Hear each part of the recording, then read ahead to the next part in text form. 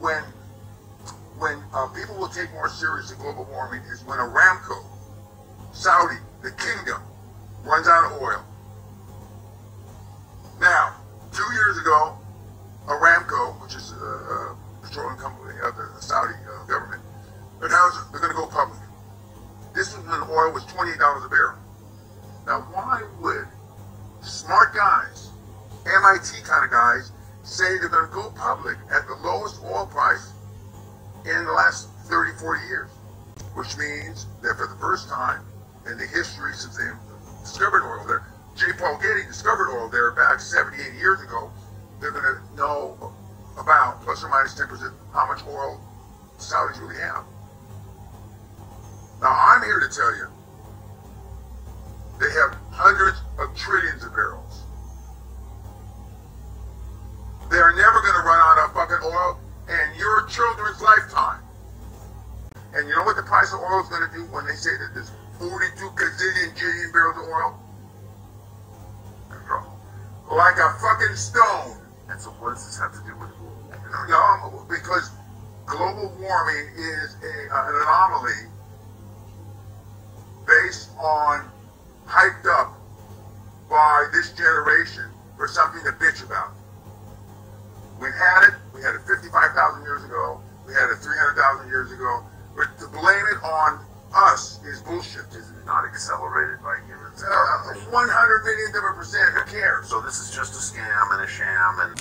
100 millionth of a percent. That's how much warmer it is from 50-some thousand, from 50 years ago or whatever. 100 million of a percent. But I'm still on a quest to find water that forms a ball. I'm still looking for the water ball that don't need to be contained. You understand? So I went on my search looking for this water ball. And the only time I can see this water ball is through these depictions and images, CGI images from so-called NASA being on the moon or being up in ISS and looking back down at the earth and taking a picture of this ball, which is impossible. I keep telling y'all, you can't measure the unmeasurable. They're trying to figure out God's creation. And what they know about it, they're trying to hide in the North Pole. And the way they do that is try to create a South Pole. But I think the North and South Pole are very, very close in proximity. Listen to what I'm trying to tell you. One lie, gotta tell another lie, gotta tell another lie. Now this is the bottom of the ball. This is Antarctica, which looks very much like Alaska, but South America right there next to it, and South America is a warm place. But you gotta travel upside down on the bottom of the ball, upside down without falling off the ball, traveling around the circle of a ball. Look, they even got that square on the compass curve now. Man, y'all gonna wake up.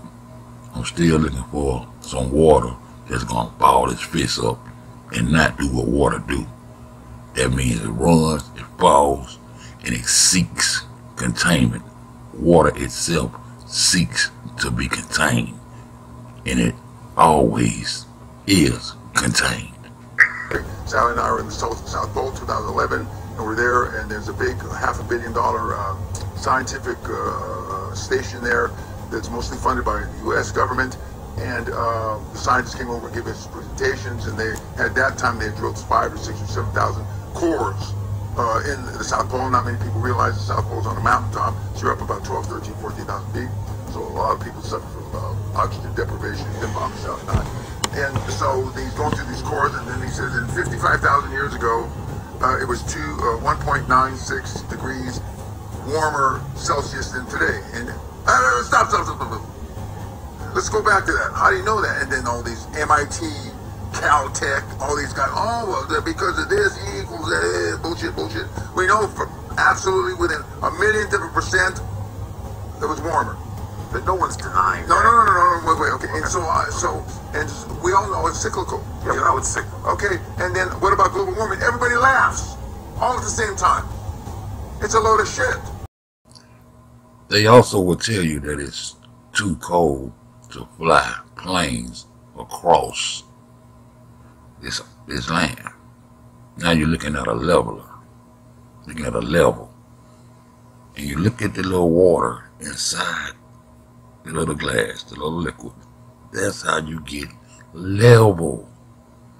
The Marvel took one of these on an airplane to prove that the plane was not dipping its nose of the plane to compensate for the curvature. There's no curve. There's no water ball. Water is the leveler. This is how you get level. So how could the water rise to a different level if it's curving as a ball? It got to be flat line to line to raise up to another level. Now, when I walk outside, I walk out on solid ground. So when I Google and say, show me the earth, I plan on seeing something like this Grand Canyon, Mother Earth. The water is contained by Mother Earth. If you add water to it, it probably looks something like this. And they're going to have a floor to it. The lands in the mountains contains the water. The ice ring contains the water. If you Google Earth, it will show you the globe. I mean, we could have predicted this global warming 100 years before, but nobody did because nobody figured out a way to make any money out of it. Okay, but when people talk about global warming, they're talking about the human being accelerated version of the warming. No. They say it has nothing to do with the hairspray, the ozone, nothing. Zero. In fact, if you read Scientific American, like the good MIT guy you are, you would have known 3 months ago, they said for the first time in 40 years, the ozone, is thickened up again. Yeah, the ozone has, but that's a little different than carbon dioxide emissions. They also said that we've known for at least 50, 60, 70 years that every square meter on the ground, on the planet, has between 10 and 15,000 times more energy from the sun than is needed. 10 to 15,000. How does it vary? You're closer to the sun, it's 15,000. Farther from the sun, 10,000. Okay, what does that mean? There's tons of energy on it. Tons and tons and tons. Okay, the first electric car was in 1846, I believe. I know. 1846. Do you think if we really wanted fucking electric cars, we couldn't have them? It was 35 or 40 years before gasoline cars. But now, since then, and then of course, then Sally and I went to the North Pole. Okay. The electric car thing is because of the oil business and all that, right? Correct. I'll get back to that. So then we go to the North Pole, and now there's Russian scientists. Hardly anybody spoke English. Okay. And we got remarried at the North Pole, and we talked to the scientists, and same questions, same answers as we got from the South Pole. And the global warming, they all laughed. Drinking vodka. Everybody's drinking when the North Pole, the Russians. And Russians do like to drink vodka, as they say. And they were saying, yeah, it's just a load of shit. Everybody knows it's a load of shit, and we've known it for years. If we lived on a ball of water, and global warming would make the ice melt, it will only make the so-called ball of water bigger. What would be the fear? And how would a ball of water raise its level if the water is not flat? That would be a fear. But it's still nothing to worry about. Millions of 10th degrees Celsius, not Fahrenheit, Celsius. And see, this is what contains the land in the colder regions around south. South is the outer ring. North is the center of Mother Earth. You dig what I'm saying? And all compasses, true compasses, point north. They're hiding God's creation from you. And do you know how many people have been to the North and South Pole? Both since the beginning of motherfucking time, recorded time. Just you and Sal? No. Not counting the teams, but the lead people, 10 people, plus Sally and I. 12. Since the beginning of fucking time. You know how many of those other 10 are bitching about global warming? 0. I can't wait. I was supposed to be on a panel at George Mason University last March.